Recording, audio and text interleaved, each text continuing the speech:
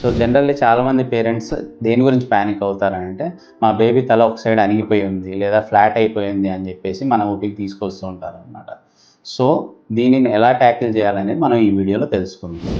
నా పేరు doctor Nishant, consultant paediatrician and neonatologist, Jaya hospital, Mahabubabad. So ఈ ప్రాబ్లమ్ని ఫ్లాట్ హెడ్ సిండ్రోమ్ అంటారండి, లేదు అంటే మెడికల్ టర్మినాలజీలో డిఫార్మేషనల్ ప్లేజియోసెఫాలీ అంటారనమాట. సో బేబీ ఒకే సైడ్ కంటిన్యూస్గా పడుకొని ఉండడం వల్ల అణిగిపోయినట్టు అవ్వడం కానీ, లేదంటే ఫ్లాట్గా అయిపోవడం కానీ అవుతుందన్నమాట. సో ఇది జనరల్లీ ఎందుకు అని అంటే, బేబీ స్కల్ అనేది మన అడల్ట్ స్కల్లా క్యాల్సిఫైడ్ ఉండదు, అంటే హార్డ్గా ఉండదు అనమాట, సాఫ్ట్గా ఉంటుంది. బికాజ్ ఆ బ్రెయిన్ అనేది ఎక్స్పాండ్ అవ్వాలి కాబట్టి దానికోసం అని సాఫ్ట్ స్కల్ ఉంటుంది అనమాట.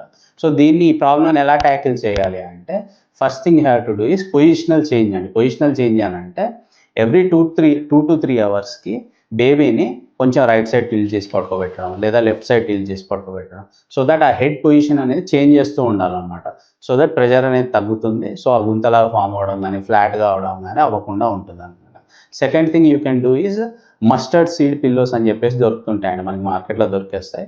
సో యూ షేప్లో ఉంటాయి అనమాట. సో ఆ మస్టర్డ్ సీడ్ పిల్లోస్ వాడడం వల్ల కూడా హెల్ప్ అవుతుంది.